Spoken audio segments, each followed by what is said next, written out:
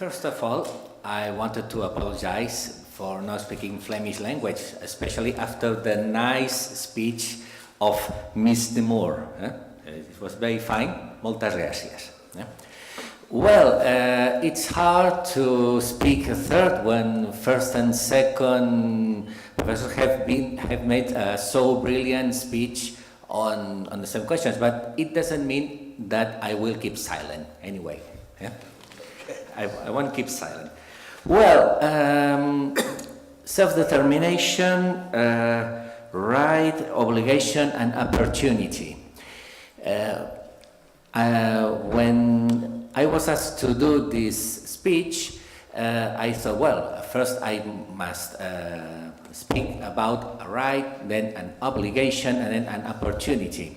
I think the most interesting of the three is the opportunity. And I think, and I agree, that is the relationship with the European Union.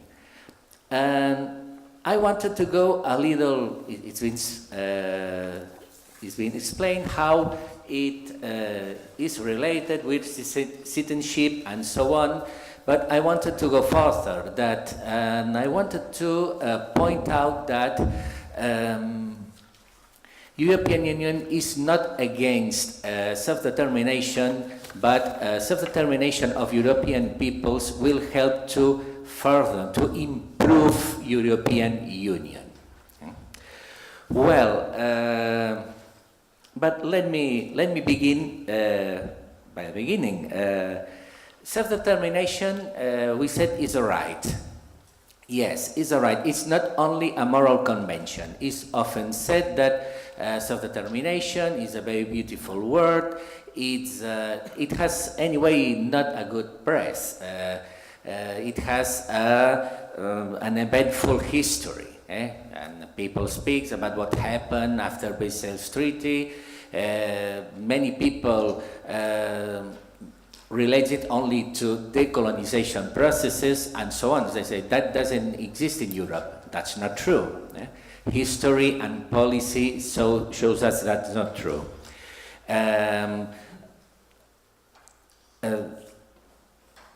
resolution of General Assembly of United Nations 2625 of 1970 defined already give the definition of what we understand by self-determination of peoples. But this definition, that's the right of freely to determine without external interference the political, station, social, economic, social, and cultural development of peoples. That is also an European principle, and it was explained first in the Helsinki Act of 1975, then in the European Charter for the Paris Charter for a New Europe of 1990, and is also admitted in processes such as Yugoslavian process and other processes. The split of Czechoslovakia and so on. It's also a human right. It's not only a convention of states, but also a human right.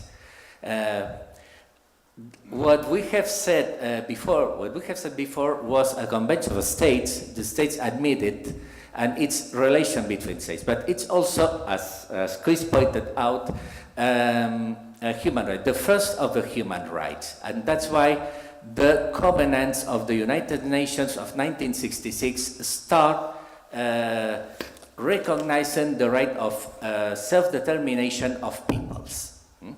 So we cannot deny that it's a right, and this right is applied to European peoples as everywhere. There are so many factors that have made that this right of self-determination of peoples has grown in these last years. States are not so strong as they were before. European and violence, use of force is not allowed in international relations, and so this leaves a more democratical reconstruction of international relations. And that's where I wanted to arrive. I wanted to arrive to the relationship between European Union and self-determination of European peoples. It is oftenly said that a strong Europe needs strong states. That's not true. States have their own egoistic interests. States are chauvinist. States ask for flags, for strong armies. They will never make a strong Europe. That's the truth. That's the truth. That cannot be otherwise. What we need? We need a Europe based on recognition of self-determination of the peoples. Peoples need to decide how they want to stay in Europe, how they want to share European values. And that's the only way to make a strong Europe for the rest of the world, a strong Europe who can speak with Russia, who can speak with United States with one voice, not what we have seen here in Ukraine, in the Ukraine question. And that's the reason why we need Europe. It's not only that peoples in Europe need the Union, but also the Union needs recognition of self-determination of peoples. Europe made of states, it's only a stage, but not the end of the way. The end of the way is the recognition of self-determination of European peoples. When European peoples can decide how they want to be in Europe, then Europe will be stronger, not before. And then we can speak about a European citizenship and a European seen as a whole with their own institutions. Well, that's what I wanted to say. As someone pointed out, all others talk about, well, regional Europe.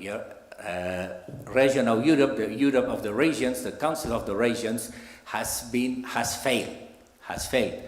The Council of the Committee of the Regions of the European Union had to be something like a European Senate, a chamber, a territorial chamber in Europe. It's only a consultative body. You can consult the Committee of Regions, you must consult the Committee of Regions, but you are not bound to do what Committee of Regions say.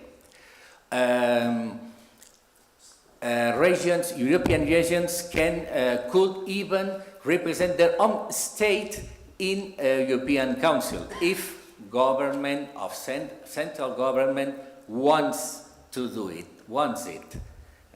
It depends on the will of the state. So it's not enough. We want another thing. The only way states keep still with their all-full force, regions have only a representative way, but they have not a great influence. The only way to speak in Europe is having their own states. Well, thank you very much.